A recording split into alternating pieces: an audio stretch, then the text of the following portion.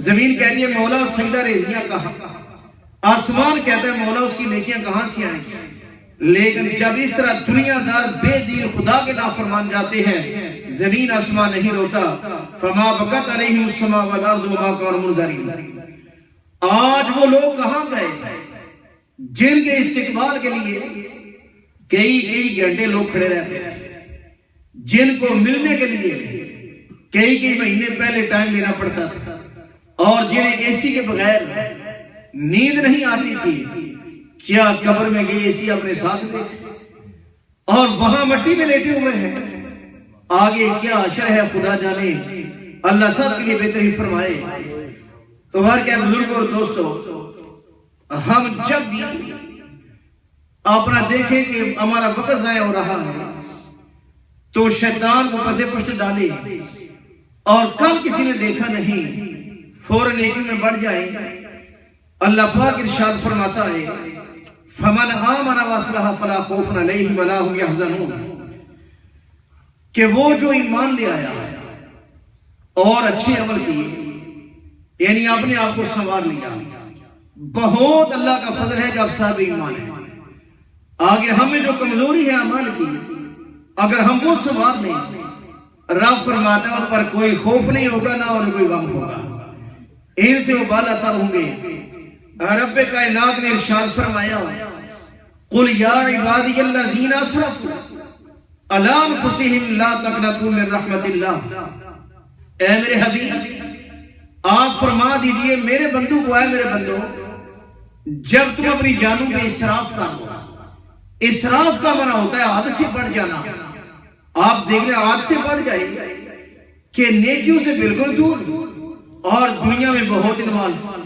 فرمایا جب حد سے بڑھ جاؤ، حد سے بڑھ کے اپنی جانوں پہ ظلم کر لو.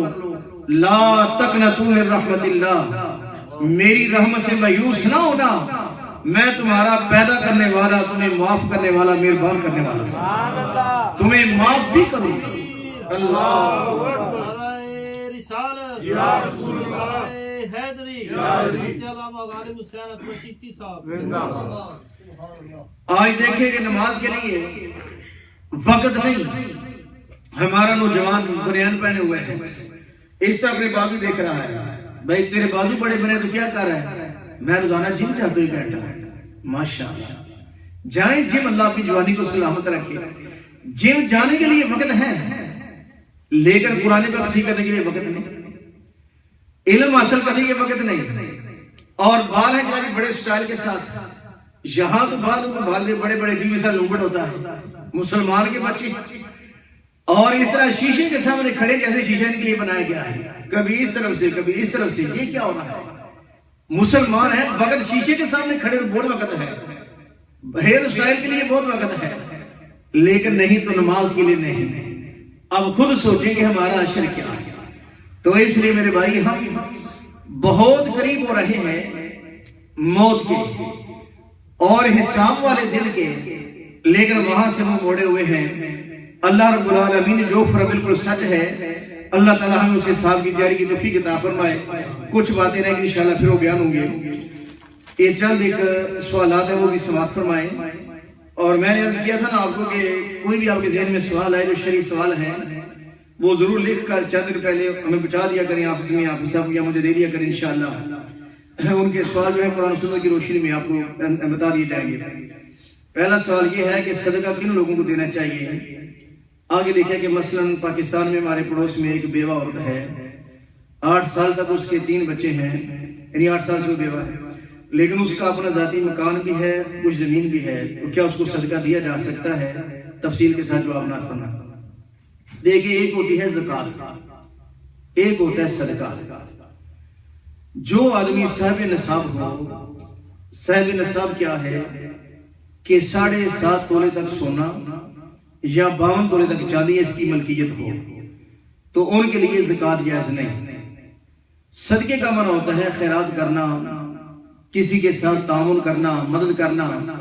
یعنی آدمی کہتا ہے میں اللہ کی رضا کے لیے ان بچوں کی تعلیم یا ان بچوں کے لباس یا ان بچوں کی خوراک کا انتظام کروں گا، تو صدقہ ان کو کرنا چاہیے اور صدقے سے اللہ پاک راضی ہوتا ہے. لیکن کیونکہ ان کا اپنا مکان ہے، کچھ زمین بھی ہے، لہذا زکوٰۃ کا مال ان کو نہ دیا جائے۔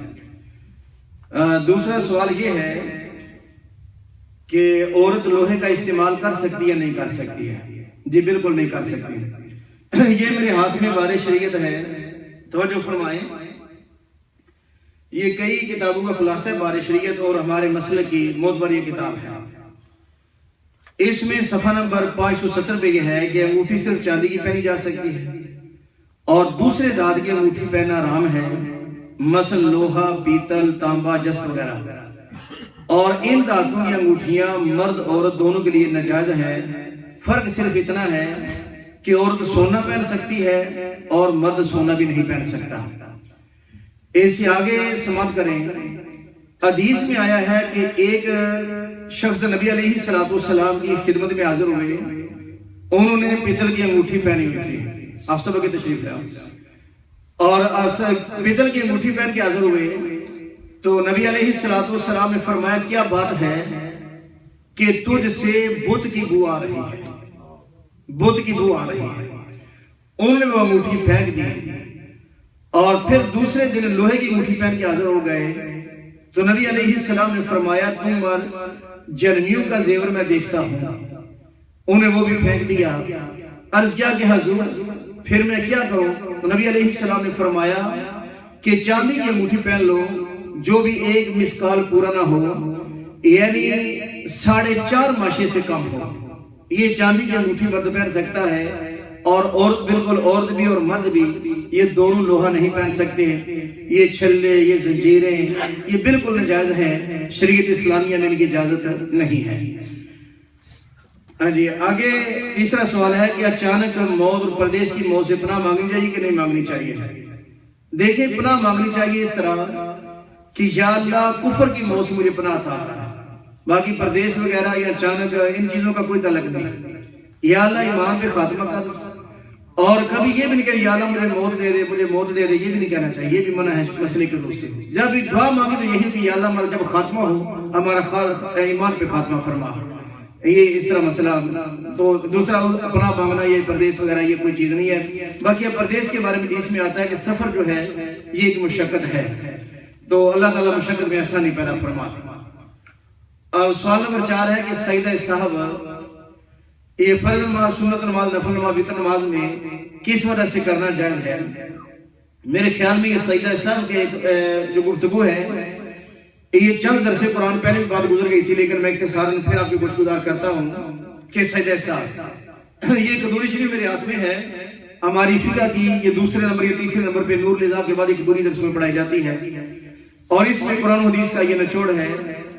تو سجدہ صاحب کے بارے میں لکھا ہوا ہے کہ کوئی کمی ہو یا نقصان ہو تو اس طرح سلام کر کے سجدہ کرنا۔ اس کا آسان ترین یہ ہے کہ کوئی آدمی سے واجب چھوٹ جائے یا سنت چھوٹ جائے لیکن وہ نماز کی جنت سے ہو تو وہ سجدہ صاحب آدمی کرے۔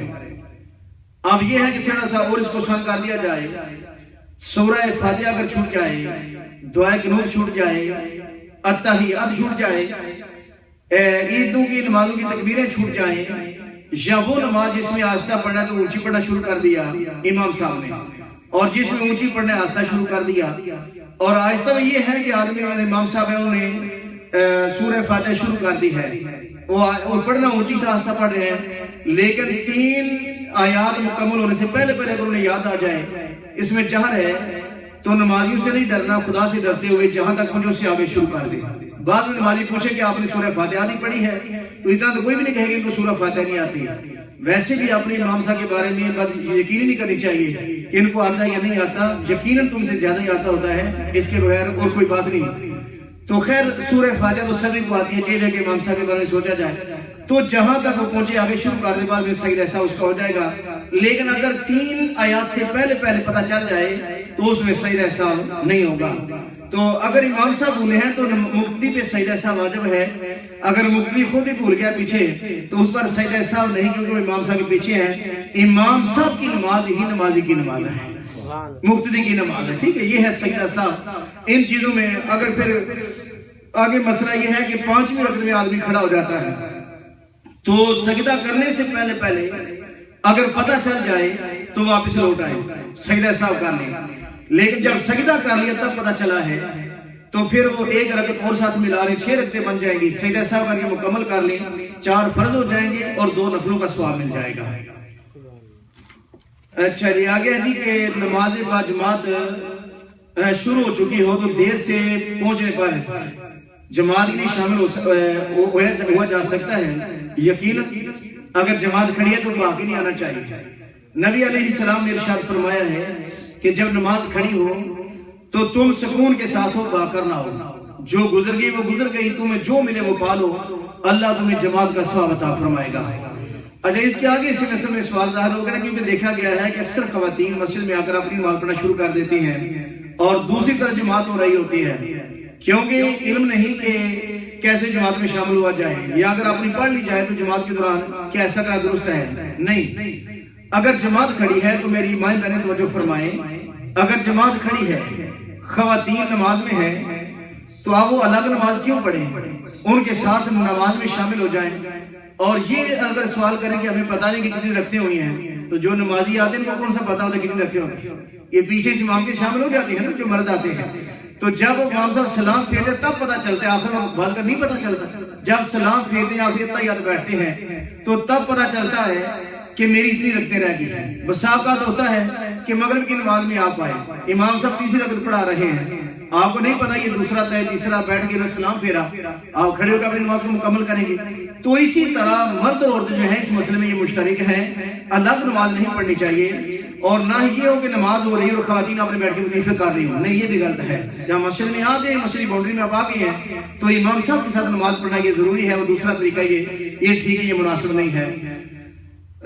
نمبر 6 سوال ہے جی کہ برے دن سے، بری رات سے، بری گھڑی سے، برے وقت سے اللہ کی پناہ۔ دیکھیں اکثر یہ لفظ دہرایا گیا ہے کہ بڑا برا وقت آ گیا، برا زمانہ آ گیا۔ حدیث میں آتا ہے اللہ پاک ارشاد فرماتے ہیں کہ زمانے کو گالی نہ دو، میں زمانہ ہوں، لا تسبوا الدہر فانا الدہر۔ اسی میں یہ باقی ساری باتیں آتی ہیں، برا دن، بری رات سے، بری گھڑی، سب کچھ کہ کون سی بری گھڑی تھی کہ ایسا ہو گیا، نہیں کبھی نہ کہو، وہ زمانے میں آتا ہے۔ اللہ فرماتے ہیں میں زمانہ ہوں، زمانے کو گالی نہ دو۔ اگر زمانے کو برا کہا تو سمجھو آپ نے خدا کو برا کہہ دیا۔ تو کہا تھا جو پچھلی غلطیاں اللہ تعالیٰ معاف فرمائے، آئندہ کبھی اپنی زبان میں یہ کلمہ نہیں لانا۔ یہ سوالوں کے مختصر جوابات تھے، اور آج ہمارے بھائی وقاص صاحب ان کے والد صاحب کا ختم بھی ہے، انشاءاللہ ذکر کے بعد آپ سے ختم بھی پڑھائیں گے۔ جیسا کہ میں نے نماز فرض کے بعد اعلان کیا تھا کہ اگلا انشاءاللہ درس قرآن جو سیٹرڈے کو ہوگا وہ نماز مغرب سے عشاء تک ہوگا، اور کوشش کریں گے اپنے ٹائم کی پابندی کریں۔ ہم کوشش کیا کریں گے کہ نماز عشاء کا سب کچھ ختم کر کے ذکر ذکر دعا نماز عشاء پڑھیں، اس کے بعد آپ کھانا کھائیں تاکہ جن لوگوں نے صبح کام پہ جانا ہے ان کے لیے کوئی پریشانی نہ بنے۔ تو اس طرح جو شرعی مسائل ہیں آپ ضرور پوچھا کریں۔ خدا بند قدوس میرا آپ کا امین ناصر ہو، آمین ثم آمین، وما علیہ الا البلاغ۔ اب آپ سب